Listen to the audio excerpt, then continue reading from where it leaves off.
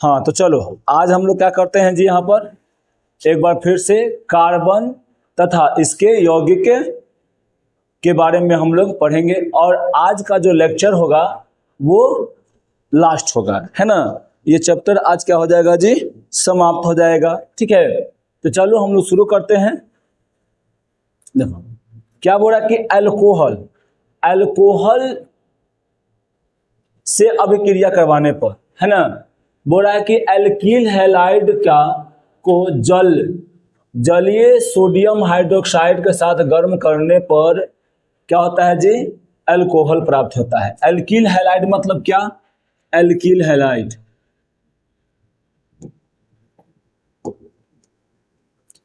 ये क्या है जी, एल्किल हैलाइड है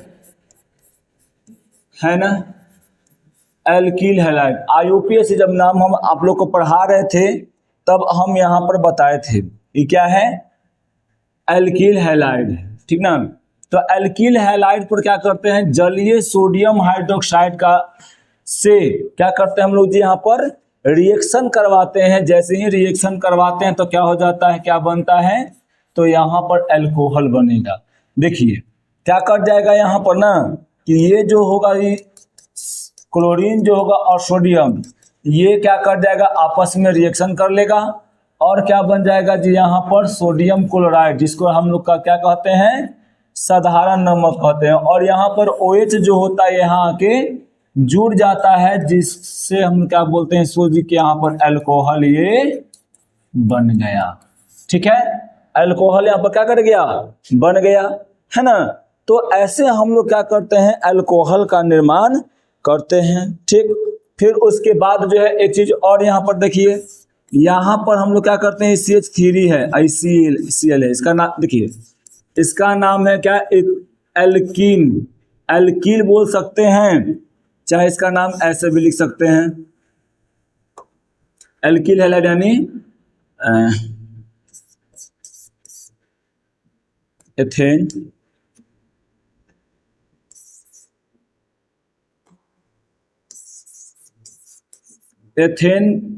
क्लोराइड बोल सकते हैं, क्लोराइड या 1-क्लोरो इथेन, है ना।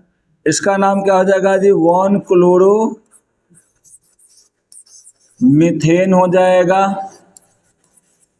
ठीक है, और क्या हो जाए, और इसका क्या बोल सकते हैं, मिथाइल क्लोराइड भी कह सकते हैं। इसका नाम क्या बोल सकते हैं जी, मिथाइल क्लोराइड, मिथाइल क्लोराइड,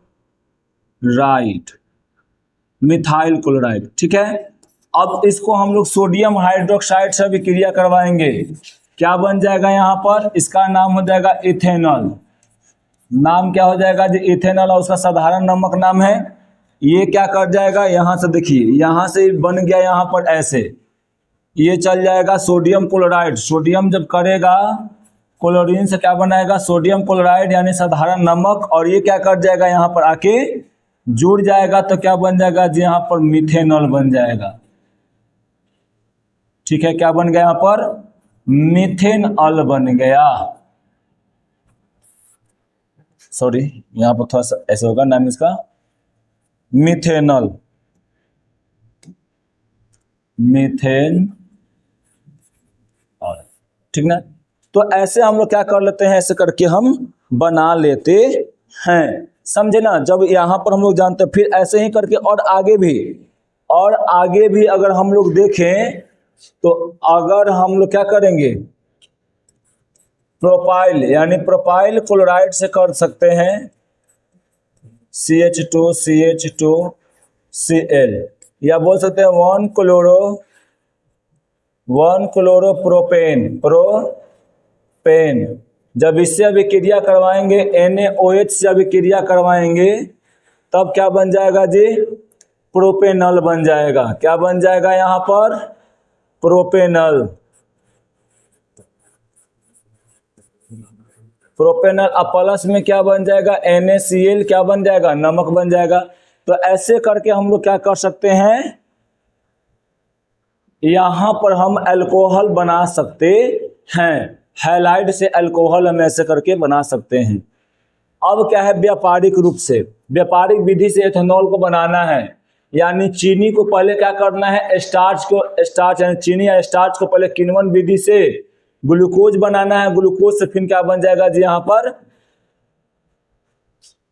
पर देखिए एथेनॉल बन जाएगा C6H22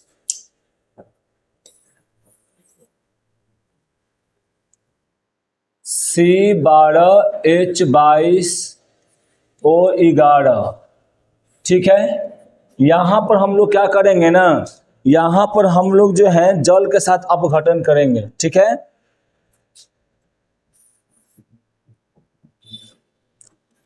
H2O, यहाँ पर इनवर्टेज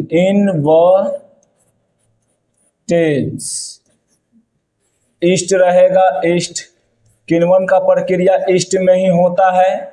ठीक है, तो यहाँ पर हम जानते हैं कि क्या है, चीनी है। चीनी को जब हम लोग क्या करते हैं, जल के साथ है इन्वर्टेज यानी ईस्ट के उपस्थिति में, यानी ईस्ट में क्या करते हैं जी, जब रिएक्शन करवाते हैं, जब किण्वन प्रक्रिया कराते हैं तो क्या बन जाता है, यहाँ पर C6H12O6 प्लस में C6H12O6 बन जाएगा। वो क्या बन जाएगा जो 6, इसका नाम क्या हो जाएगा, यहाँ पर इसका नाम जो है ग्लूकोज, और इसका नाम क्या हो जाएगा, इसका नाम फ्रुक्टोज।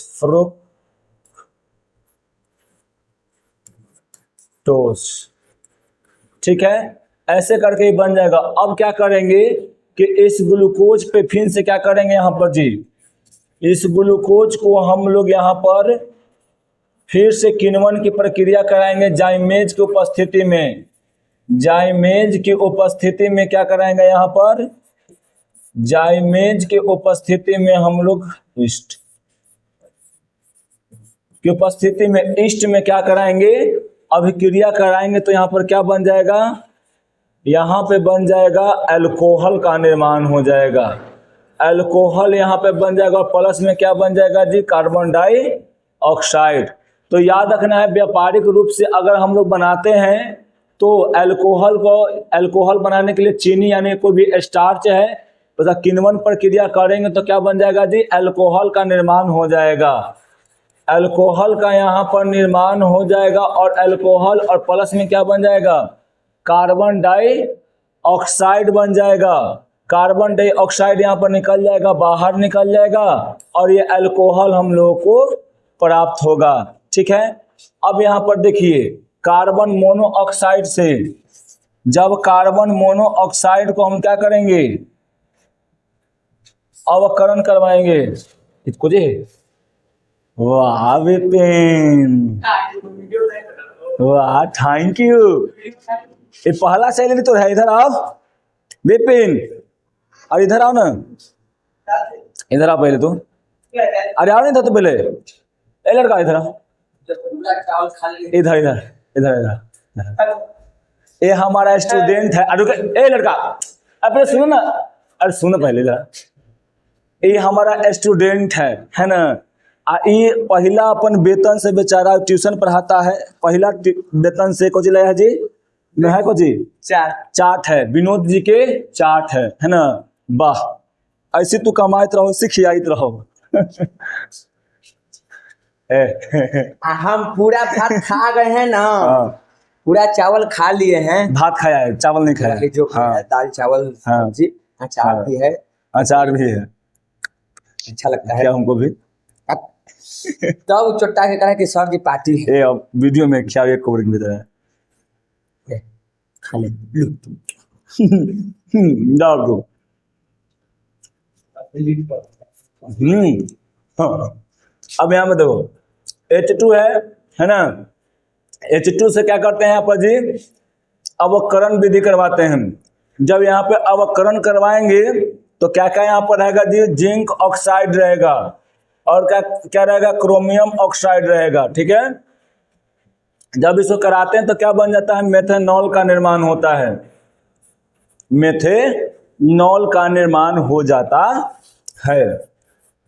ठीक है, तो ऐसे करके हम लोग क्या कर सकते हैं, मेथनॉल को प्राप्त कर। याद रखिएगा, कार्बन डाइऑक्साइड से क्या करते हैं जी, अवकरण करवा के, किसके उपस्थिति में, जिंक ऑक्साइड और क्रोमियम ऑक्साइड से क्या कर सकते हैं, इसका अवकरण उपस्थिति में इसका अवकरण करवाएंगे और क्या बन जाएगा, मेथेनॉल बन जाएगा, मेथेन ऑल बन जाएगा। ठीक है, अब चलते हैं आगे। देखिए, कमरे के तापमान पर, कमरे के ताप पर मेथनॉल, एथेनॉल और प्रोपेनॉल क्या रहता है, द्रव की उपस्थिति में रहता है। और इनके और जो होता है, इनका उपयोग विलायक के रूप में भी किया जाता है। हम लोग जानते हैं विलायक क्या होता है, विलय क्या होता है और विलयन क्या होता है ना।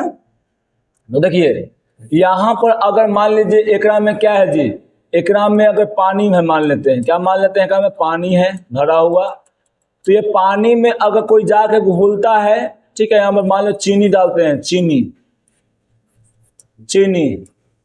तो अब अगर एक में चीनी डाल रहे हैं और चीनिया में क्या करता है, पनिया में जाके घुल जाता है, तो पनिया क्या हो जाता है जी, ये विलायक कहलाता है, विलायक। और ये चीनी क्या कहलाएगा, विलय कहलाएगा, विलय। आज जब ये दोनों आपस में मिल जाएगा तो क्या कहलाएगा, ये विलयन कहलाएगा, विलयन।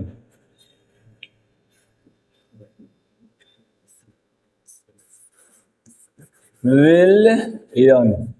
तो ये वाला आप लोग जो है 9th क्लास में अच्छे से पढ़े होंगे, है ना।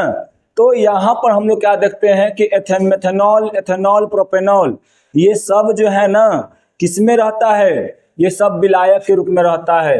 कम अनुभार वाला एल्कोहल रहता है किसमें जी, द्रव यानी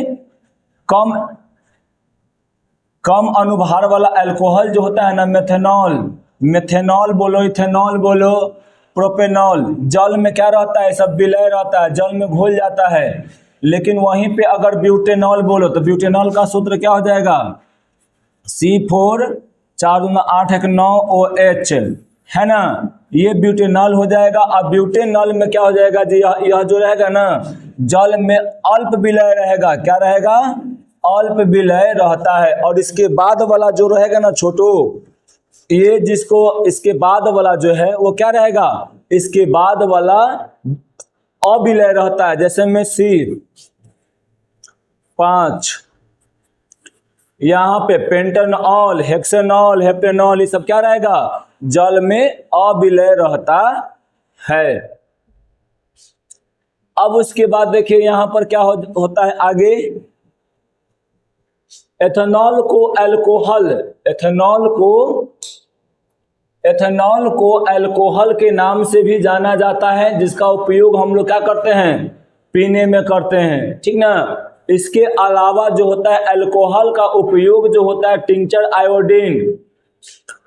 आयोडीन, कफ है ना, सिरप है, टॉनिक, ये सब बनाने में भी अल्कोहल का उपयोग किया जाता है, समझे। ये टिंचर आयोडीन का क्या है जी, सूत्र है, याद रखिएगा, C2H5 और प्लस में क्या रहता है जी, I2 रहेगा, C2H5OH प्लस में I2 यानी आयोडीन। थोड़ी मात्रा में अल्कोहल पीने से नशा आता है। जब हम लोग थोड़े से मात्रा में अल्कोहल को पीते हैं तो क्या आता है, नशा लगता है ना। और वही अगर उसको लगातार सेवन किया जाए, लगातार उसको क्या किया जाए जी, पिया जाए, तो क्या होगा, आलस आ जाएगा, थकैनी आएगा देह में, है ना, मानसिक व्याकुलता हो जाएगा, मानसिक व्याकुलता आएगा, दिमाग अच्छा से काम करना छोड़ देगा, मूर्छा भी मतलब आने लगता है। अगर देखिए जो शराब पीते हैं उनको अगर शराब न मिले तो क्या हो जाएगा जी, वह जो है ना आदमी जो है वो व्याकुल हो जाएगा, बेचैन हो जाएगा। जब तक वो शराब नहीं पीता तब तक उसको मन नहीं लगता है ना। अब उसके बाद है ना कि अल्कोहल की अभिक्रिया सोडियम से कराएंगे तो क्या बनेगा, याद रखिए यहाँ पर जब अल्कोहल का अभिक्रिया, ये अल्कोहल है, एथेनॉल इसका नाम है, अभी बताए हैं ना इसका नाम क्या है जी, इसका नाम है जो अल्कोहल।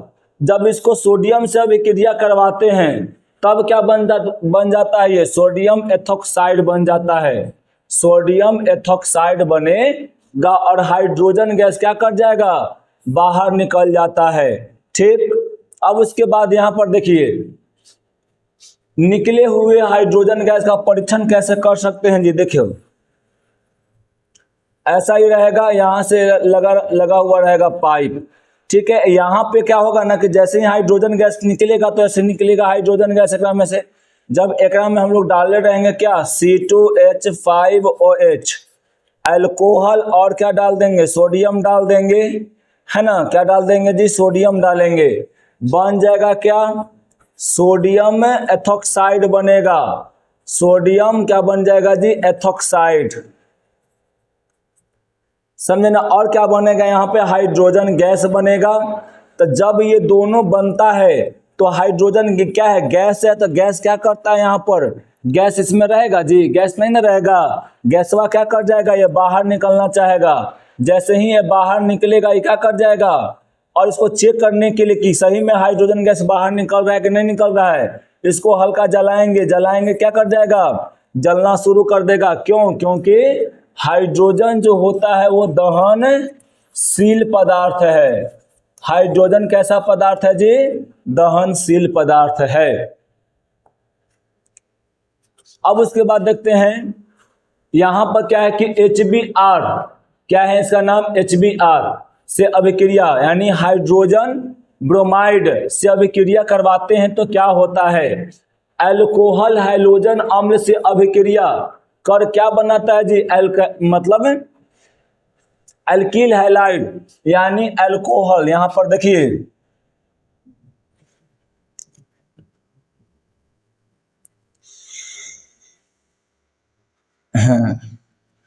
यहां पर क्या है कि अल्कोहल है ये, है ना।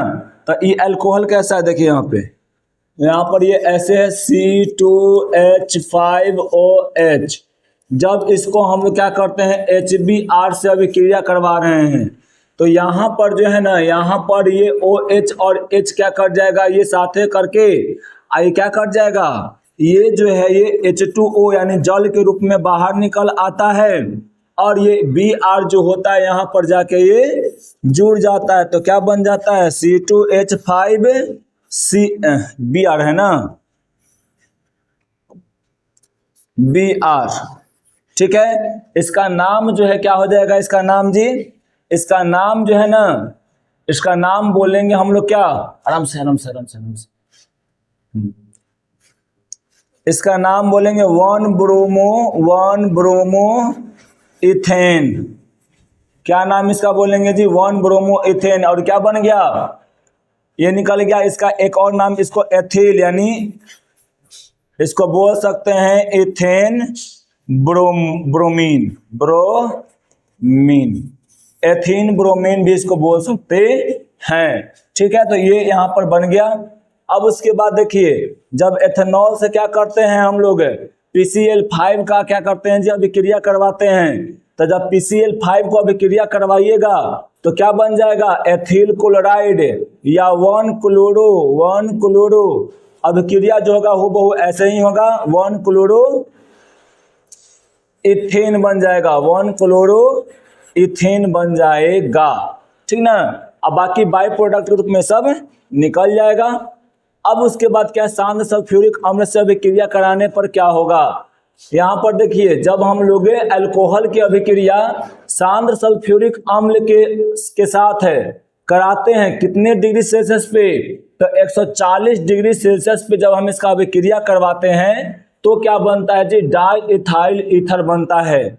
यह जो अभिक्रिया होता है ना अल्कोहल और सल्फ्यूरिक अम्ल के बीच में, यह जो अभिक्रिया होता है वो 2 चरणों में होता है। यहाँ पर ध्यान दीजिएगा क्या कि एथेनॉल की अधिकता है, यानी एथेनॉल का मात्रा यहाँ पर ज्यादा दिया गया है। तो देखिए इसको हम तोड़ के समझा रहे हैं, यहाँ पर C2H5 या हम ऐसे सीधे लिखते हैं इसको CH3CH2 क्या है जी, वहां पर OH है, प्लस में क्या हो जाएगा यहाँ पर H2SO4 है ना। यहाँ पर पहला चरण में 100 डिग्री सेल्सियस देंगे, जैसे ही 100 डिग्री सेल्सियस देंगे तो ये क्या कर जाएगा H, और क्या हो जाएगा यहाँ पर जी HSO4 में क्या कर जाएगा, टूट जाएगा। H और HSO4 में टूट जाएगा। यहाँ पर देखिए ये वाला जो है ना ये H क्या कर जाएगा, इसके साथ चला जाएगा और क्या बनाएगा यहाँ पर जी, यहाँ पर बना देगा ये जल का निर्माण करेगा, जल का निर्माण यहाँ पर कर देगा ये, ठीक है। अब उसके बाद देखिए यहाँ पर ये जो है ना ये वाला इसके साथ यहाँ आकर जुड़ जाएगा। जब इसके साथ जुड़ेगा तो क्या बन जाएगा CH3 CH2 HSO4। इसका नाम क्या है, एथिल हाइड्रोजन सल्फेट। इसका नाम क्या है जी, यहाँ पर लिखा गया है क्या, एथिल हाइड्रोजन सल्फेट इसका नाम है। अब इसी प्रकार जो है दूसरा स्टेप होगा, समझे ना। दूसरा स्टेप में हम लोग क्या देखते हैं, दूसरा स्टेप में जो है ना, दूसरा स्टेप में एथिल क्या है, hydrogen sulphate CH3 CH2 HSO4 क्या बोले हैं कि यहाँ पर क्या होगा, एथेनॉल का अधिकता होगा। एथेनॉल का अधिकता मतलब और क्या कर देंगे यहाँ पर और हम जो हैं वो H को ला देंगे, है ना।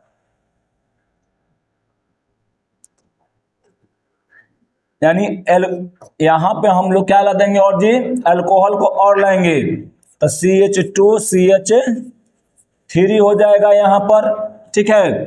अब ये जो है ना ये टूट जाएगा ऐसे, HO CH2 CH3। यहाँ पर ये देखिए यहाँ से बॉन्ड टूटेगा, यहाँ से क्या कर जाएगा, इसके साथ ये चला जाएगा और जैसे ही इसके साथ ये जाएगा क्या बन जाएगा जी, SO4 यानी सल्फ्यूरिक अम्ल फिर से ये बन गया है। और यहाँ पर क्या बच गया, सिर्फ यहाँ पर देखिए ये बच गया ना, तो यहाँ पर इसको उतार दीजिए CH2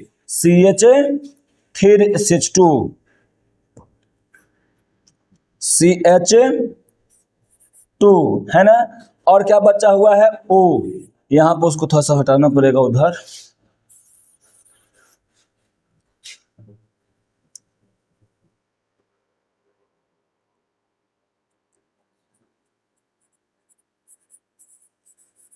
ठीक है। अब यहाँ पर देखिए यहाँ पर क्या बचा हुआ है, सिर्फ यहाँ पर खाली इथाइल बचा हुआ है। इसको इथाइल को यहाँ पर हम क्या करते हैं जी, ऐड कर देते हैं। इसका नाम क्या हो जाएगा, अब यहाँ से देखिए ये वाला तो यहाँ से निकल के चला गया, तो अब क्या कर जाएगा, ये इसके साथ जाकर जुड़ जाएगा, है ना। अब यहाँ पर इसका नाम क्या हो जाएगा, इसको हम ऐसे बोल सकते हैं डाई इथाइल ईथर। क्या बोल सकते हैं जी, डाई इथाइल ईथर, या इसको बोल सकते हैं एथॉक्सी एथेन कह सकते हैं, एथॉक्सी एथेन भी कह सकते हैं इसको, ठीक है। अब उसके बाद यहाँ पर देखिए हो गया ना वाला, तो 2 चरणों में ये क्या होता है, अभिक्रिया ये पूर्ण होता है। उसी प्रकार ये भी अभिक्रिया है ना। यहाँ पे सल्फ्यूरिक अम्ल से ही करा रहे हैं, लेकिन क्या है जी यहाँ पर, वहां पे 140 डिग्री था और यहाँ पर कितना है जी 170 डिग्री सेल्सियस है, समझे ना। वहां पे अल्कोहल का अधिकता था, यहाँ पे सल्फ्यूरिक अम्ल का अधिकता है। पहला step same to same 140 degree वाला जैसा ही होगा, है ना। यहाँ पे वही प्रक्रिया होगा और ये क्या कर जाएगा जी, टूटकर ये ऐसे ही टूटेगा, HSO4 में टूट जाएगा। यहाँ से ये क्या बन जाएगा जी, पानी बन के निकल जाएगा और ये जाके यहाँ पर ऐड होगा और क्या बना देगा जी, एथिल हाइड्रोजन सल्फेट का निर्माण कर देगा। एथिल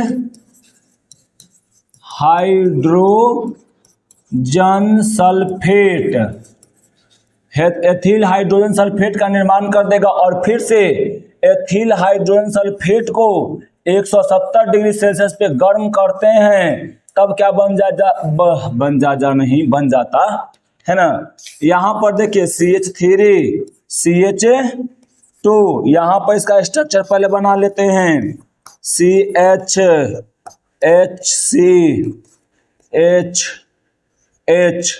यहाँ पर क्या हो जाएगा जी HSO4। यहाँ से ये वाला टूटता है और इसके साथ ये टूट कर क्या कर जाता है, चला जाता है तो यहाँ पर क्या बच जाएगा, सिर्फ C2H4, या ऐसे लिख सकते हैं इसको हम, इसको जो है हम लोग ऐसे भी लिख सकते हैं, C2 डबल बॉन्ड क्या हो जाएगा, C2 हो जाएगा, प्लस में सल्फ्यूरिक अम्ल क्या कर जाएगा, फिर से बाहर निकल जाएगा। देखिए डबल बॉन्ड क्यों आ गया, यहाँ पर एक हाइड्रोजन था, यहाँ पे इस क्या था, ये सल्फेट जुड़ा हुआ था, जैसे ही यहाँ से बॉन्ड टूटा इसके पास भी एक इलेक्ट्रॉन एक्स्ट्रा आ गया, जैसे ही यहाँ से बॉन्ड टूटा इसके पास भी कोई इलेक्ट्रॉन एक्स्ट्रा आ गया। अब ये क्या करेगा, दोनों इलेक्ट्रॉन आपस में मिलके क्या कर देगा, एक बॉन्ड का निर्माण कर देगा, है ना। तो बस ये ऐसे हो जाता है, ठीक। अब उसके बाद देखिए ऑक्सीकरण क्या है जी, ऑक्सीकरण प्रक्रिया। हम लोग जो है एथेनॉल को C2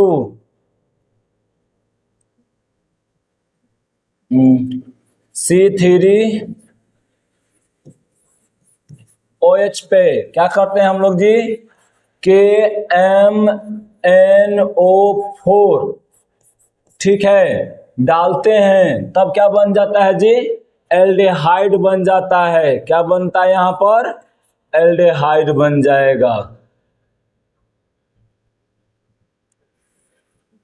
क्या बनेगा यहां पर, एल्डेहाइड, समझे ना। और फिर क्या कर देंगे ना कि एल्डेहाइड पर फिर से KMNO4 अगर डालते हैं, फिर से हम लोग क्या करते हैं जी, KMNO4 डाल देते हैं तो क्या बन जाता है यहाँ पर, एसिटिक अम्ल बन जाता है। क्या बनता है यहाँ पे जी, एसिटिक अम्ल बन जाता है, ठीक है। तो ऐसे करके हम लोग क्या करते हैं यहाँ पर देखते हैं।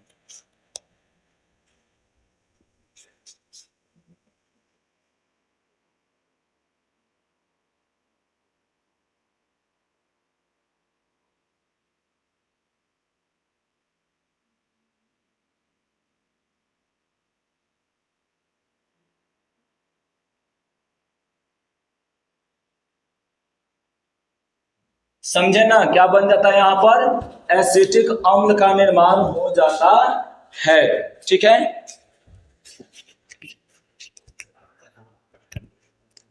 तो यहां पर क्या हो जाता है जी, एसिटिक अम्ल का निर्माण होता है। यहां पर देखिएगा एसिटिक अम्ल, एसिटिक अम्ल, इसको एथेनोइक अम्ल भी कहते हैं। क्या बोलते हैं जी इसको, एथेनोइक अम्ल, एथेनोइक एसिड, ठीक। तो इसका नाम ये भी है, इसका नाम क्या है जी, एल्डेहाइड है, यानी इसको बोल सकते हैं इथेनॉल, इथेनॉल कहते हैं। इसका नाम क्या है जी, ethanol, ethanol.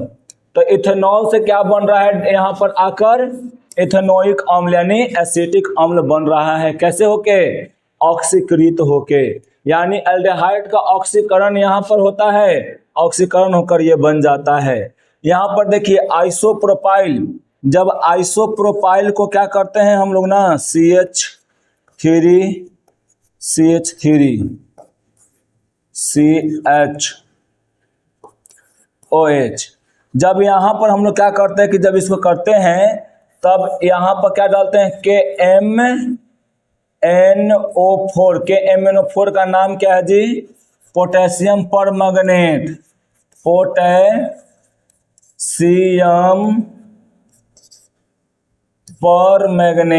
Permanganate, potassium permanganate इसका नाम है ना।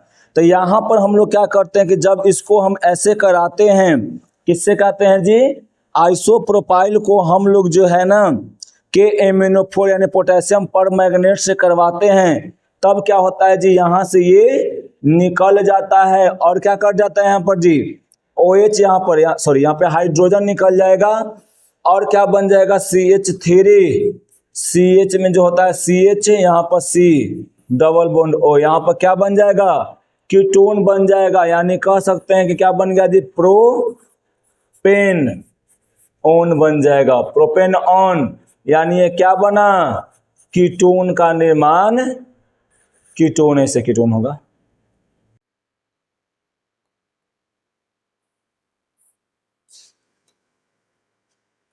कीटोन, ठीक है। अब उसके बाद देखिए यहां पर क्या है ना कि एथेनॉल को हम लोग क्या करते हैं जी, ईंधन के रूप में भी क्या करते हैं, इसका उपयोग करते हैं, ठीक है। तो एथेनॉल को ईंधन के रूप में भी उपयोग करते हैं, तो हम जानवे करते हैं बहुत सारे देशों में क्या होता है, कुछ देशों में अल्कोहल को 20% और को 80% पेट्रोल के साथ मिलाकर उसको ईंधन के रूप में उपयोग किया जाता है। अतः इसे हम लोग क्या कहते हैं, पावर अल्कोहल का भी इसका नाम देते हैं, ठीक है। कम लागत में क्या होता है, ये मतलब मोलेज से किण्वन द्वारा ये क्या करते हैं, प्राप्त मतलब किया जाता है। अब उसके बाद क्या है जी, मिथेनॉल या उन्माद प्रभाव। मिथेनॉल का बहुत खराब प्रभाव पड़ता है हम लोग के बॉडी पे। अगर देखिए मिथेनॉल को ही हम लोग क्या कहते हैं, जहरीली शराब कहते हैं। मिथेनॉल को ही क्या बोलते हैं जी, जहरीली शराब।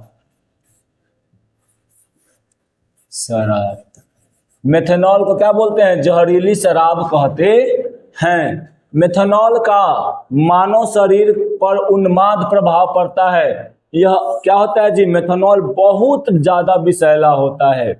इसको पीने से क्या होता है ना, ये अगर मान लीजिए देखिए जैसे होता है ना कि बहुत जगहों पे हम लोग बनाते हैं, अल्कोहल बनाते हैं, दारू बनाते हैं, और दारू बनाते समय क्या कर जाता है ना वो कि बनाना होता है इथेनॉल, अब बन जाता है क्या, मिथेनॉल। जब मिथेनॉल बन जाएगा तो क्या होता है, उसको जहरीली शराब अगर वो आदमी पीता है तो आंख खराब हो जाता है, लीवर खराब हो जाता है, कभी कभी मृत्यु भी हो जाती है। लीवर कैसे खराब होता है जी, ये जाता है और जाकर क्या करता है, ऑक्सीकृत कर देता है, मिथेनॉल बन जाता है, मिथेनॉल बनेगा। मिथेनॉल जाकर क्या बन जाएगा जी, मिथेनॉल बन जाएगा, मेथेनॉल बन जाएगा, ठीक ना। और मिथेनॉल क्या करता है, कोशिका के अंदर जाता है, प्रोटोप्लाज्म में कोशिका जो द्रव रहता है उसे क्या करता है जी, अंडे जैसा, अंडा का आमलेट बनता है ना उस जैसा बना देता है, तो लीवर डैमेज होने लगता है, ठीक है। मिथेनॉल नेत्र और शिरा को मतलब प्रभावित करता है, जिससे अंधापन भी होता है, समझे। इससे अगर मिथेनॉल बताया ना कि इससे अंधापन भी हो सकता है और कभी कभी मृत्यु भी हो जाती है। अब है मेथिलीकृत एस्प्रिट, या उसी का दूसरा नाम है का विकृतीकृत एस्प्रिट, है ना। अल्कोहल, एथिल अल्कोहल का उपयोग पीने के अतिरिक्त क्या करते हैं जी, उद्योग में और प्रयोगशालाओं में भी किया जाता है, समझें। इसका उपयोग जो है ना उद्योग में तो करते ही हैं, साथ ही साथ क्या करते हैं जी, प्रयोगशाला में भी इसका उपयोग हम लोग करते हैं, समझें। फिर उसके बाद यहाँ पर क्या है कि उद्योगों एवं प्रभाव एवं प्रयोगशाला में कार्य मतलब करने के लिए क्या होता है, एकरा में कुछ जो है जहरीला पदार्थ यानी अयोग्य पदार्थ मिलाया जाता है, जो क्या करता है, मेथिलीकृत एस्प्रिट का निर्माण कर देता है, ठीक ना। ये मेथिलीकृत एस्प्रिट बनाने के लिए परिशोधक एस्प्रिट यानी मेथिल अल्कोहल को क्या, एथिल अल्कोहल में मेथिल अल्कोहल को 5 से 10% मिलाया जाता है। और हम लोग जानते ही हैं कि मेथिल अल्कोहल यानी मिथेनॉल क्या जी, विषैला है ना। फिर क्या बनाया जाता है यहाँ पर, CuSO4 यानी इसका नाम नीलाथ होता है, कॉपर सल्फेट को मिला देते हैं तो क्या बन जाता है, इसका रंग जो होता है ना विकृत होकर नीला हो जाता है। याद रखना, यानी कॉपर सल्फेट को यानी नीला थोथा कहते हैं, इसका रंग कैसा होता है जी, नीला होता है। अब उसके बाद यहाँ पर क्या है ना कि कार्बोक्सिलिक अम्ल की क्या करते हैं, अभिक्रिया करवाते हैं। तो जब कार्बोक्सिलिक अम्ल की अभिक्रिया किससे करवाते हैं हम लोग जी, KMnO4, पहले क्या करवाएंगे यहाँ पर, एथेनॉल बनाते हैं, प्राइमरी अल्कोहल। याद रखिए क्या है जी, प्राइमरी अल्कोहल है, द प्राइमरी अल्कोहल।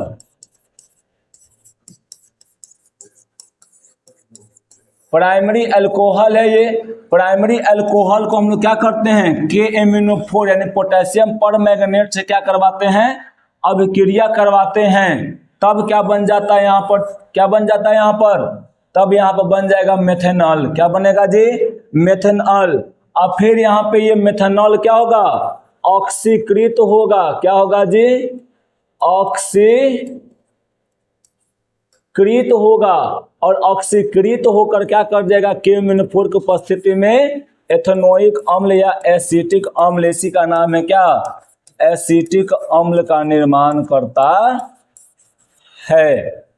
एथेनोइक अम्ल का निर्माण करते हैं कि एसिटिक अम्ल कहते हैं। अगर हम लोग जो है 6 से 8% एसिटिक अम्ल को सिरका का, देखो अगर यहाँ पर देखिए 6 से 8% अगर एसिटिक अम्ल होगा तब इसका नाम क्या हो जाएगा जी, सिरका हो जाएगा, जिसका उपयोग क्या करते हैं, अचार को सुरक्षित रखने में किया जाता है। सिरका का उपयोग कहाँ किया जाता है जी, अचार को सुरक्षित करने में। कितना से कितना प्रतिशत तनु एसिटिक अम्ल को सिरका कहते हैं, तो 6 से 8% को। अब उसके बाद क्या है यहाँ पर ना, कि ठंडा किए जाने वाले शुद्ध एसिटिक अम्ल जमकर बर्फ जैसा ठोस क्रिस्टल बन जाता है ना, परिवर्तन हो जाता है। यहाँ पर देखिए हमें थोड़ा सा गलत दिया गया, क्या 290 नहीं होगा, यहाँ पर क्या हो जाएगा जी, 300 डिग्री सेल्सियस हो जाए, सेल्सियस नहीं होगा, केल्विन हो जाएगा। ठीक है, जो इतना ताप पर पिघल जाता है, यानी यह जो है ना, ये जो बना एसिटिक अम्ल जो है ये ठंडा होकर बर्फ जैसा ठोस क्रिस्टल में परिवर्तन हुआ, वो 300 केल्विन यानी 27 डिग्री सेल्सियस पे क्या करता है जी, वो पिघल जाता है। इसलिए शुद्ध निर्जल अम्ल ग्लेशियर एसिटिक अम्ल कहलाता है। यानी शुद्ध निर्जल अम्ल जो होता है, इसीलिए क्या कहते हैं उसको, एसिटिक अम्ल भी कहते हैं। ठीक है, HCl अम्ल की तुलना में क्या होता है जी, कम दुर्बल होता है। यानी HCl ज्यादा मतलब अम्लीयता होता है, और ये क्या रहता है, यह जो है एकरा में कम, यानी एसिटिक अम्ल जो होगा ना, ये बहुत कम अम्लीय होगा। किसके तुलना में, HCl हाइड्रोक्लोरिक अम्ल के तुलना में। अब क्या है कि एथेनोइक अम्ल की अभिक्रिया, अगर एथेनोइक अम्ल की अभिक्रिया यानी एसिटिक अम्ल की अभिक्रिया किससे करवा दें हम लोग जी, अगर हाइड्रोक्लोरिक अम्ल से करवाएं यानी क्षार से करवाते हैं, तब क्या बनता है जी, सोडियम एसीटेट का निर्माण होता है। क्या हो जाएगा यहाँ पर जी, सोडियम एसीटेट का निर्माण होगा। देखिए कैसे, यहाँ पर क्या है, C3COOH है, यहाँ पर क्या हो जाएगा, NaOH है। ठीक है, यहाँ पर ये वाला H और यहाँ पर OH क्या कर जाएगा, बाहर निकल जाएगा। ठीक है, बाहर निकल कर क्या बना देगा जी, H2O जल का निर्माण करेगा। ठीक ना, अब उसके बाद ये सोडियम क्या कर जाएगा, इसके साथ जुड़ जाएगा। सोडियम यहाँ पर क्या किया जी, यहाँ पर ऐसे करके ये सोडियम जो होता है ना, यहाँ पर ये सोडियम ऐसे करके ये जुट गया, तो इसका नाम क्या हो जाता है, सोडियम एसीटेट होता है। ठीक ना, ठीक ना, फिर आ जाएगा।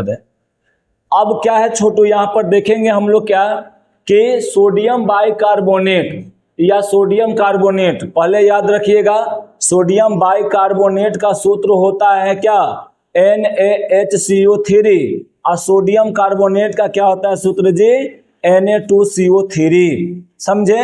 अब उसके बाद देखिए, जब हम लोग जो है क्या करवाएंगे, एथेनोइक यानी एथेनोइक एसिटिक अम्ल की अभिक्रिया सोडियम बाइकार्बोनेट से करवाते हैं, तब क्या मिल जाता है हम लोग को, जल मिलता है, और क्या मिलता है, कार्बन डाइऑक्साइड। कार्बन डाइऑक्साइड तो क्या कर जाएगा, बाहर निकल जाएगा, है ना, और सोडियम एसीटेट भी क्या मिलता है, यहाँ पर मिलता है। ठीक ना, फिर अगर यहाँ पे हम लोग क्या करते हैं, हूबहू यही प्रक्रिया हो जाएगा, सोडियम बाइकार्बोनेट से जैसे प्रक्रिया होगा उसी प्रकार यहाँ क्या होगा जी, सोडियम कार्बोनेट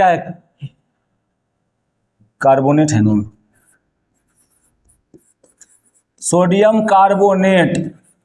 सोडियम कार्बोनेट से भी वैसे ही क्या होगा, अभिक्रिया होगा, और अभिक्रिया होकर जो भी मतलब जल बना, कार्बन डाइऑक्साइड बना, और सोडियम एसीटेट मिलता है। अब है स्टीरीकरण। क्या है जी? स्टीरीकरण। अब यहाँ पर देखिएगा थोड़ा सा, क्या है कि सांद्र सल्फ्यूरिक अम्ल की उपस्थिति में एसिटिक अम्ल को एथिल अल्कोहल के साथ गर्म करने पर क्या बनता है? एथिल एसीटेट का निर्माण करता है। याद रखिएगा क्या कि जब हम लोग क्या करते हैं जी, एसिटिक अम्ल बोलो या एथेनोइक अम्ल बोलो, एथेनोइक एसिड, जब एथेनोइक एसिड या एसिटिक अम्ल के साथ हम लोग क्या करते हैं? अल्कोहल का अभिक्रिया करवाते हैं सांद्र सल्फ्यूरिक अम्ल की उपस्थिति में, तब क्या बनता है यहाँ पर जी? एथिल एसीटेट का निर्माण हो जाता है। और क्या बन जाता है यहाँ पर? जल का निर्माण होता है। याद रखिएगा, ईस्टर जो होता है ना, ईस्टर का कैसा होता है? सुगंध, तो मीठा फल की तरह होता है। अब थोड़ा सा यहाँ पर जान लेते हैं हम लोग कि सांद्र सल्फ्यूरिक अम्ल की उपस्थिति में एसिटिक अम्ल को एथिल अल्कोहल के साथ गर्म करने पर क्या मिलता है जी? एथिल एसीटेट मिलता है, जो एक क्या है? ईस्टर श्रेणी का यह यौगिक है। इसी को बनाने की यानी ईस्टर को बनाने को ही क्या कहते हैं जी?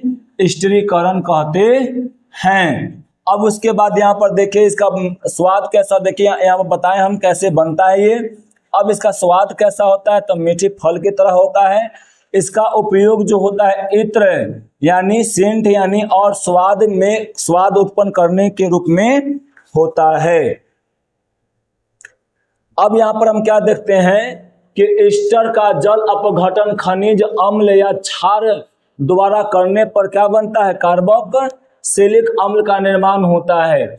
यहाँ पर देखिए अब क्या करेंगे ना कि इसको यानी एसीटेट को, एथिल एसीटेट को फिर से जल के साथ क्या करेंगे? इसका जल अपघटन करवाएंगे। किसके उपस्थिति में करवाएंगे? तो सोडियम हाइड्रोक्साइड की उपस्थिति में करवाएंगे। तो क्या बन जाएगा यहाँ पर? एथिल अल्कोहल का निर्माण होगा। यहाँ पर देखिए इसका नाम है एसिटिक अम्ल। एसिटिक अम्ल ये नहीं नाम है, इसका नाम है बोला एथिल अल्कोहल।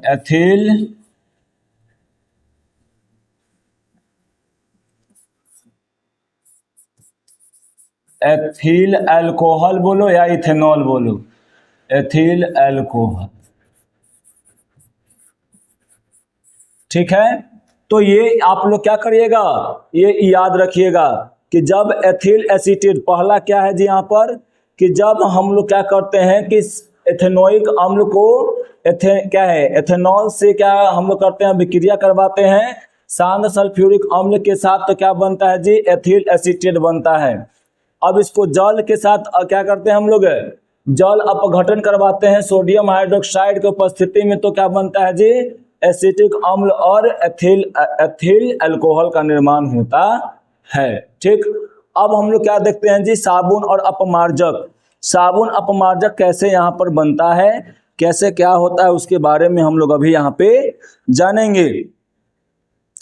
तो हम लोग यहाँ पर देखते हैं कि साबुन क्या है और अपमार्जक के बारे में जानेंगे हम लोग यहाँ पर।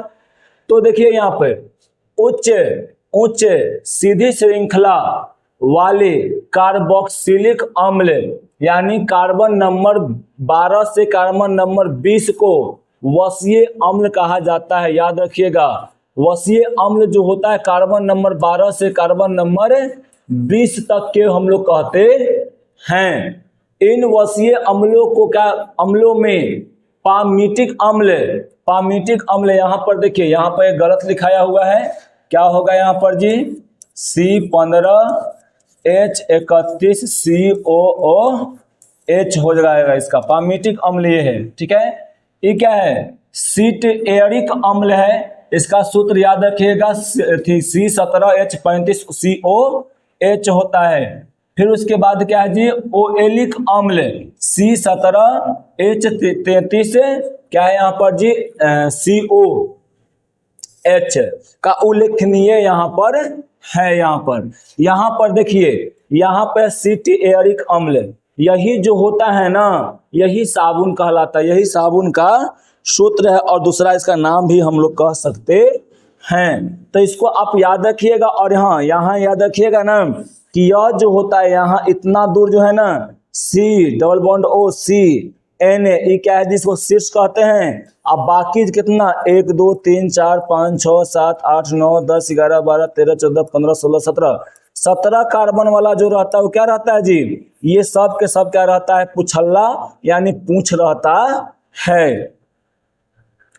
अब यहाँ पर देखिए क्या है यहाँ पर कि वसीय तेल है ना, यानी साबुन बनाने की विधि को क्या कहते हैं जी, हम लोग साबुनीकरण कहते हैं। देखिए यहाँ पे वनस्पति तेल या वसा को सोडियम हाइड्रोक्साइड विलयन के साथ गर्म करने पर साबुन तथा ग्लिसरॉल मतलब बनता है। वनस्पति तेल और वसा वस्तुतः उच्च वसीय अम्ल या ग्लिसरॉल से बने एस्टर होते हैं। प्रत्येक ग्लिसरॉल 3 मतलब वसीय अम्ल से जुड़ा हुआ रहता है। यहाँ पर देखिए, यहाँ पर अगर आप लोग देखेंगे अच्छे से तो यहाँ पे आप लोग को पता चलेगा क्या, यहाँ पे तो आप लोग को पता चल रहा होगा कि यहाँ पर जो है ना ये 3 गो वसीय अम्ल है। ये पहला वसीय अम्ल है, ये दूसरा वसीय अम्ल है और ये क्या है जी, यहाँ पर तीसरा वसीय अम्ल है। इसका नाम क्या है, सोडियम ईस्ट, क्या है, सीट एयरिक अम्ल। क्या नाम है इसका जी, सोडियम सीट एयरिक, सोडियम सीट एयरेट है ना, सोडियम सीट एयरेट नाम है इसका। यहाँ पर देखिए क्या यहाँ पर जुड़ा हुआ है ना, यहाँ पर भी जुड़ा हुआ है, यहाँ पर भी जुड़ा हुआ है।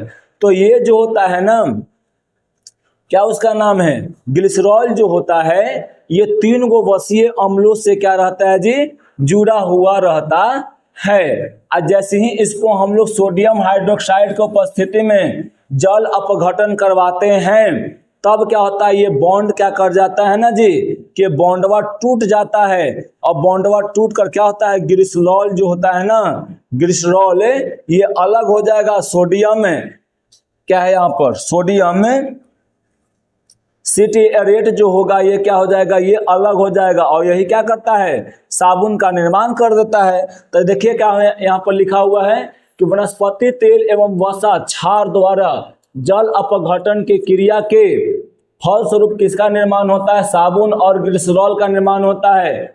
और साबुन का यानी बनना क्या कहलाता है यहाँ पर जी, साबुनीकरण कहलाता है। तो ये आप लोग को यहाँ पर ध्यान रखना होगा।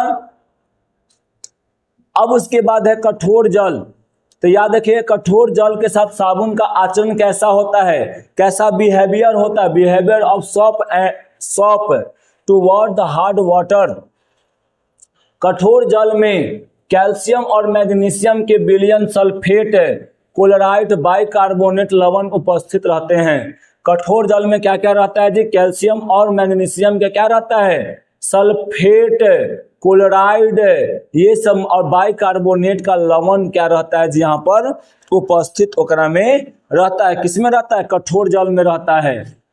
जब साबुन कठोर जल के संपर्क में आते हैं तो साबुन में उपस्थित वसा अम्ल, जो साबुन में उपस्थित जो वसा अम्ल है ना, वो वसा अम्ल का काम क्या होता है, ये वसा अम्ल क्या काम करता है कि सोडियम लवण और कैल्शियम या मैग्नीशियम लवण से अभिक्रिया करता है ना। सोडियम लवण और सोडियम लवण कैल्शियम या मैग्नीशियम लवण से क्या करता है जी, अभिक्रिया करता है, जिसके फल स्वरूप वसा अम्ल का अविलय कैल्शियम या मैग्नीशियम लवण बनाता है, जो क्या होता है अवक्षेप रूप में पृथक हो जाता है, जो अवक्षेप के रूप में पृथक हो जाता है और अंदर में क्या होता है जी, बैठ जाता है, जिसके कारण होता है ना कि साबुन से कपड़ा जो होता है वो अच्छी तरह से साफ नहीं हो पाता है ना। इसलिए क्या करते हैं हम लोग, ज्यादातर साबुन का उपयोग नहीं करते हैं कपड़े धोने में, और फिर क्या करते हैं तो आगे पढ़ेंगे अपमार्जक का उपयोग करते हैं, डिटर्जेंट यानी सर्फ का करते हैं। अब यहाँ पर देखिए विलय साबुन यानी विलय साबुन यानी सोडियम एसिटेट, यहाँ पर क्या है जी, कठोर जल क्या बना दिया, एक में क्या क्या रहता है, कैल्शियम बाइकार्बोनेट और सल्फेट आदि सब रहता है। ये क्या बन जाएगा जी, कैल्शियम एसिटेट बन जाएगा जो अविलय होगा, और जब तक वो घुलेगा नहीं बढ़िया से क्या कर जाएगा, हो जाएगा पेंदी में बैठ जाएगा, क्या हो जाएगा, वो अवक्षेप के रूप में जाकर नीचे बैठ जाएगा, और जैसे ही बैठ जाएगा तो क्या होगा, वो अलग और पानी अलग हो जाएगा, तो अच्छा से वो कपड़े को साफ नहीं कर पाएगा। अब यहां पर क्या है जी, अपमार्जक है। क्या है? अपमार्जक।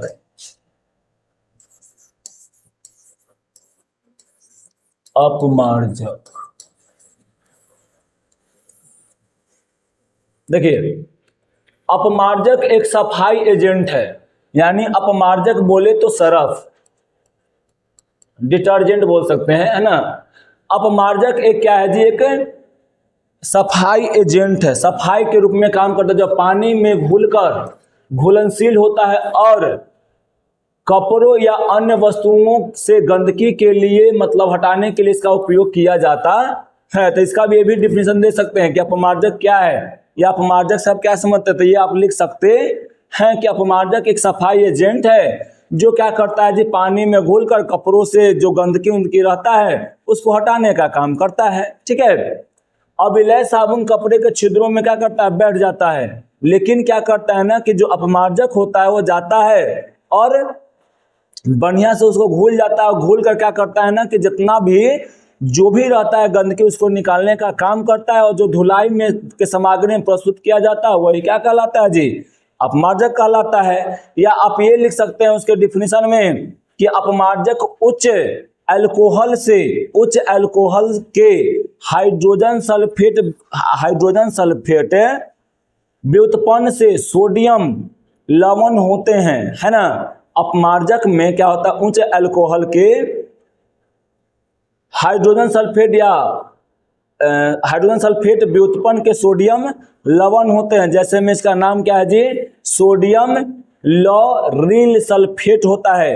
ये किसका, ये अपमार्जक का सूत्र होता है, और यही क्या होता है जी यहाँ पर अपमार्जक का, या मतलब डिफिनेशन भी बोल सकते हैं या ये लिख सकते हैं। सबसे हल्का ये है तो इसको लिख सकते हैं, और यहाँ पर क्या कर देंगे, इसका अल्कोहल का मतलब सर्फ का यानी डिटर्जेंट का यानी अपमार्जक का हम लोग क्या कर देंगे जी, ये फार्मूला लिख लेंगे, है ना।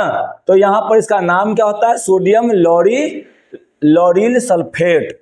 ठीक है, ठीक बार बार ठीक आता है।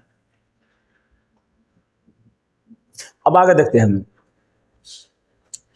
अपमार्जक की रासायनिक प्रस्तुति साबुन से भिन्न होती है। अपमार्जक जो है वो साबुन से उसका प्राकृतिक नेचर जो होता है वो अलग होता है।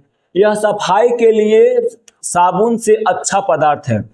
अपमार्जक जो है वो सफाई करने में क्या होता है जी, साबुन से अच्छा है। ये जाता है अच्छी तरह से घुल जाता है, घुल कर क्या करता है जी, ये बहुत अच्छी तरीके से ये कपड़े को साफ कर देता है। और साबुन जो है उतना अच्छा से कपड़े को साफ नहीं कर पाता है, क्यों, क्योंकि ये वहां पर जाके उस छिद्रों में कपड़ों के बैठ जाता है। यह शीघ्र ही घुल जाता है। अपमार्जक जो है बहुत जल्दी घुलता है, कठोर जल रहे चाहे कोई भी जल रहे, है ना। यह जो कैल्शियम और मैग्नीशियम का लवण का निर्माण नहीं करता है, जिसके कारण कठोर जल में भी बहुत ही अच्छा से झाग देता है। अपमार्जक जो है वो पूर्णतः जैव विघटित नहीं होता है, जिसके कारण इसको से जल प्रदूषण होने का भी संभावना होता है। अपमार्जक जो है वो जल अपघटन नहीं होता है, यानी जैव अपघटक, यानी वो मतलब पूरा मतलब डिकम्पोज नहीं हो पाता है, यानी अपघटन उसका नहीं हो पाता है, जिसके कारण यह क्या करता है जी, ये जल प्रदूषण करने में सहायता करता है, यानी जल प्रदूषण को बहुत मतलब ज्यादा ये कर देता है। अब उसके क्या है कि क्रिया है, साबुन और अपमार्जक का क्रिया है ना। तो याद रखिएगा, साबुन एक क्या है जी, लवण है, यह अतः यह आयनित होता है। क्या होता है यहाँ पर, आयनित होता है। उदाहरण के लिए क्या है, एसिटी एरेट आयन, यहाँ पर वो आयन बनेगा, ये समझे ना। और हाइड्रोकार्बन यानी C17H35 अध्रुवीय होता है, जिसे पुछल्ला कहते हैं, है ना। ये पुछल्ला होता है जो क्या रहता है जी, अध्रुवीय रहता है। यहाँ यह भाग तेल या ग्रीस में क्या करता है जी, मतलब घुल जाता है। क्या करता है, जब पुछल्ला अध्रुवीय जो रहता है वो क्या कर जाता है, घुल जाता है, तेल के मतलब अंदर में चला जाता है। इसका शीर्ष जो भाग होता है वो ध्रुवीय रहता है, जो क्या रहता है, ये बाहर में रहता है, तेल के बूंदा से बाहर रहेगा, जो जल के अणुओं से संयोजित करके क्या करता है, कोलाइडी आकार के कण बनाते हैं, जिसे हम लोग क्या कहते हैं, मिसेस कहते हैं। याद रखिएगा कि जब यहाँ पे है ना तेल और ग्रीस में क्या करेगा, ये तेल के बूंदों से ये क्या करेगा, वहां पर उसका ये शीर्ष जो होगा वो बाहर रहेगा और जो CH3 सब रहेगा वो अंदर में रहेगा। हाइड्रोकार्बन वाला क्या रहेगा जी, अंदर में रहेगा और अंदर में घुल कर क्या करता है ना, वो एक कोलाइडी आकार का वो कण बनाता है और उस कोलाइडी आकार के कण को क्या कहते हैं हम लोग, मिसेल्स कहते हैं। अब उसके बाद क्या है कि मिसेल्स के प्रत्येक कण चारों ओर, मिसेल्स के प्रत्येक कण चारों ओर से ऋण आवेशों द्वारा घिरा। देखो मिसेल्स का एक कण बन गया यहाँ पर, ये क्या बन गया यहाँ पर, ये मिसेल्स का कण बन गया और ये यहाँ से देखिए चारों तरफ क्या है, ये चारों तरफ जो है वो ऋण आवेशों से मतलब घिर जाता है, जो एक दूसरे से क्या करता है जी, वो विकर्षित होकर जल में निलंबित होता है और क्या करता है, जल में से निकल जाता है और जिससे क्या होता है, कपड़े को धोते समय मैल जो होता है वो कपड़े को छोड़कर मिसेल्स के रूप में बाहर आ जाता है और जल में वो क्या करता है, वो छितर जाता है। यहाँ पर देखिए इस प्रक्रिया में दिखाया गया है कि ये क्या है जी, यहाँ पर ये तेल का बूंद यहाँ पर है, ठीक है, कपड़ा तेल का बूंद है। अब एकरा में क्या कर दिया गया, थोड़ा सा साबुन उबुन से डाल दिया गया है ना, ये आयनित भाग है। पीछे वाला कौन है जी, हाइड्रोजन वाला पार्ट है, देखिए ऐसे ही बना हुआ है ऐसे, तो ये हाई वाला पार्ट है, आगे वाला ये वाला पार्ट है जो आयन के रूप में है, क्या है जी, आयन के रूप में है। और पीछे वाला कौन है, हाइड्रोकार्बन वाला है, जो जिसको पुछल्ला कहते हैं, क्या बोलते हैं जी, पुछल्ला कहते हैं जिसको। ये वाला जो हेड वाला रहेगा ये बाहर रहेगा, आयन पूरा चारों तरफ से आयन बना लेगा। और यहाँ पर देखिए ये इसको क्या करेगा ना कि जैसे यहाँ पे सर्फ डालेंगे डिटर्जेंट आएगा तो क्या कर देगा, एक में मिलेगा, पहले मिल के ऐसे कर दिया, समझे, मिल कर क्या किया जी, ऐसे ही निर्माण कर दिया। देखिए यहाँ पे एक मान लो यहाँ पे गंदगी में गया, यहाँ पे जाकर ये ऐसे ऐसे मतलब बन गया, इधर मिस यहाँ पे सर्फ जो है यहाँ पे ऐसे गया, ये वाला आयनित भाग था, ऊपर वाला क्या था जी, आयनित भाग, आयनित, और नीचे वाला क्या था जी, ये हाइड्रोकार्बन वाला था, हाइड्रोकार्बन वाला था। ये हाइड्रोकार्बन वाला क्या करेगा, मिल जाएगा और मिलकर चारों तरफ से घेर लेगा और जैसे ही घेरेगा वैसे ही क्या करेगा, ये जो है ना आयनित होकर पूरा क्या कर लेता है, ये प्रक्रिया को मतलब इसको एक गोल बना देता है, सर्कल बना देता है, गोला बना देता है। गोल बनाए क्या करता है, ये चारों पट्टी से ऐसे ऐसे लग जाता है, चारों तरफ से ये क्या कर जाएगा, ऐसे लग जाएगा। यही जो कण है इसको क्या कहते हैं हम लोग, मिसेल्स कहते हैं। क्या कहते हैं जी, मिसेल कहते हैं, मिसेल।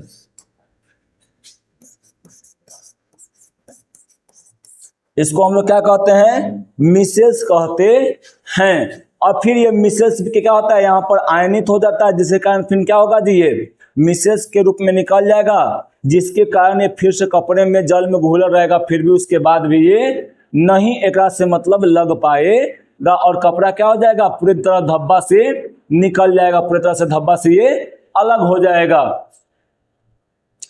अब है वॉशिंग पाउडर, है ना।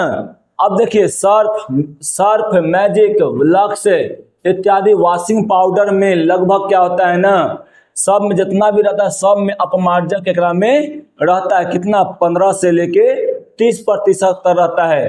पाउडर को देखिए, पाउडर जो होता है, सर्फ का पाउडर जो होता है वो शुष्क रहता है, यानी सूखा हुआ रहता है। तो सूखे, अगर उसको सूखा रखना है तो वो में क्या क्या डालना पड़ेगा जी, सोडियम सल्फेट और सोडियम सिलिकेट को मिला दिया जाता है, जिससे क्या होता है जी यहाँ पर कि सोडियम परबोरेट की उपस्थिति में पाउडर क्या रहता है यहाँ पर जी, विरंजक गुण, मतलब विरंजक गुण का होता है, जो कपड़े को क्या करता है, सफेदी लाता है, कपड़े में सफेदी देता है।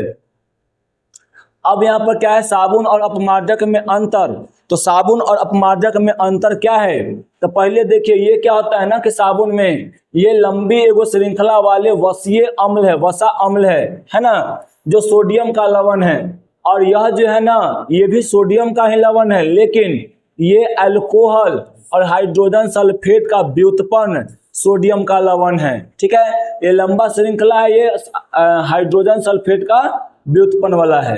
खारे जल में इनकी कार्य क्षमता घट जाती है, अर्थात खारे जल में आसानी से ये झाग नहीं दे पाते हैं। यह जो साबुन जो होता है खारा जल में झाग आसानी से नहीं देगा, लेकिन ये जो अपमार्जक है ना, खारे जल में भी क्या करता है, कायम रहता है, इसका क्षमता कायम रहता है, और ये क्या करता है, आसानी से ये झाग को देता है। एक यह जो रहता है, ये ईस्टर का मतलब एगो रूप एक में उपस्थित होता है, और एक में क्या रहता है जी, अल्कोहल यानी कार्बोनिक अम्ल है ना, और हाइड्रोजन सल्फेट भी का समूह एक में उपस्थित रहता है। यह जो होता है वो जैव अपघटित होता है, साबुन जो होता है वो जैव का अपघटन, ये डिकम्पोज हो जाएगा, लेकिन यह अपमार्जक जो होता है वो डिकम्पोज नहीं होता, जिसके कारण क्या होगा जी, एक से प्रदूषण भी होता है। कुछ अपमार्जक की तुलना में कपड़े क्या करते हैं जी, कम साफ करते हैं साबुन, और ये क्या करता है, साबुन की तुलना में अपमार्जक जो होता है वो कपड़े को ज्यादा मतलब क्या बोल सकते हैं उसको, मतलब साफ करता है। तो इतना में क्या हो गया जी, यहाँ पे चैप्टर हो गया ये खत्म हुआ है ना। अब हम लोग अगले क्लास में जो है कल से क्या करेंगे, हम लोग पीरियोडिक टेबल यानी तत्वों की आवर्त सारणी को हम लोग क्या करेंगे, पढ़ेंगे, समझे ना। तो कल से हम लोग क्या करेंगे, तत्वों की आवर्त सारणी को हम लोग पढ़ना शुरू करेंगे। ठीक है।